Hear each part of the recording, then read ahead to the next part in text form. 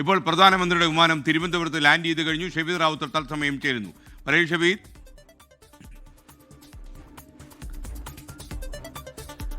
എസ്കിന് അല്പസമയം മുൻപ് ഏതാനും സെക്കൻഡുകൾക്ക് മുമ്പ് പ്രധാനമന്ത്രിയുടെ വിമാനം തിരുവനന്തപുരം വിമാനത്താവളത്തിൽ ലാൻഡ് ചെയ്തിട്ടുണ്ട്. ഇനി സുരക്ഷാ സന്നാഹ വ്യൂഹങ്ങളുമായി അദ്ദേഹം തിരുവനന്തപുരം നഗരത്തിലേക്ക് യാത്ര തിരിക്കും. വലിയ സുരക്ഷ ഇതുമായി ബന്ധപ്പെട്ട് ഒരുക്കിയിട്ടുണ്ട്. അല്പസമയം മുൻപ് മുഖ്യമന്ത്രി പിണറായി വിജയൻ, അതേപോലെ സംസ്ഥാനത്തിന്റെ ഗവർണർ രാജേന്ദ്ര വിശ്വനാഥ് ആർലേക്കർ എന്നിവരെത്തിയിരുന്നു. കര നാവികസേന മേധാവികളും ഇവിടേക്ക് പ്രധാനമന്ത്രിയെ സ്വീകരിക്കാൻ എത്തിയിട്ടുണ്ട്. ഇപ്പോൾ സുരക്ഷാ ക്രമീകരണങ്ങളുടെ ഭാഗമായിട്ടുള്ള ഒരുക്കങ്ങൾ നമുക്ക് കാണാൻ സാധിക്കും. അല്പസമയത്തുള്ള ഏതാണ്ട് മിനിറ്റുകൾക്കുള്ളിൽ വിമാനത്താവളത്തിൽ നിന്നും പ്രധാനമന്ത്രി പ്രത്യേകം തയ്യാറാക്കിയ വാഹനവ്യൂഹത്തിൽ തിരുവനന്തപുരം നഗരത്തിലേക്ക് പോകും. ചാക്ക അതേപോലെ തന്നെ പാളയം വഴിയാണ് അദ്ദേഹം തമ്പാനൂർ ഭാഗത്തേക്ക് വരുന്നത്. അവിടെ വെച്ചാണ് റോഡ് ഷോ നടത്തുന്നത്. അതിനുവേണ്ടിയിട്ടുള്ള ക്രമീകരണങ്ങൾ ഒരുക്കിയിട്ടുണ്ട്. വലിയ ബാരിക്കേഡുകൾ സ്ഥാപിച്ച റോഡിന് അപ്പുറത്ത് രണ്ട് വശത്തും ആളുകളെ നിയന്ത്രിക്കുന്നുണ്ട്.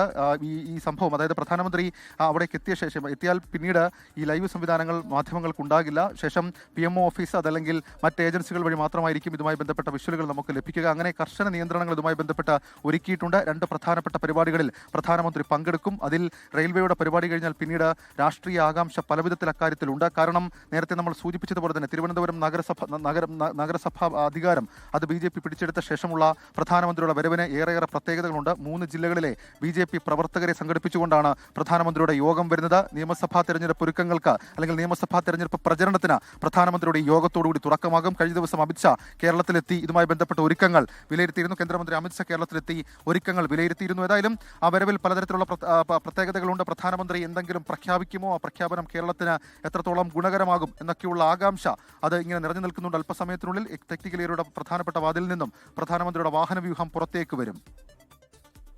റാവുത്തറാണ് വിവരങ്ങൾ നൽകിയത്.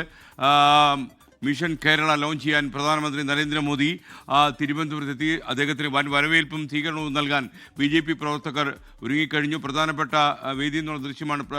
മുൻ കേന്ദ്രമന്ത്രി പ്രകാശ് ജാവ്ദേക്കർ അദ്ദേഹം വേദിയിൽ സന്നിഹിതനായിരിക്കുന്നു.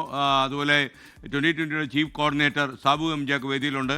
അലക്സ് റാം മുഹമ്മദ് കൂടി നമുക്കൊപ്പം ചെയ്യുന്നു. കുമ്മനം രാജശേഖരനൊപ്പം ആണ് അദ്ദേഹം വേദിയിലുള്ളത് എന്നാണ് നമ്മൾ മനസ്സിലാക്കുന്നത്. അത് ആ ദൃശ്യമാണ് പ്രേക്ഷകർ ഇപ്പോൾ കാണുന്നത്. അതുപോലെ മുൻ DGP ആർ ശ്രീലേഖയും വേദിയിലുണ്ടാകുമെന്നാണ് സൂചന.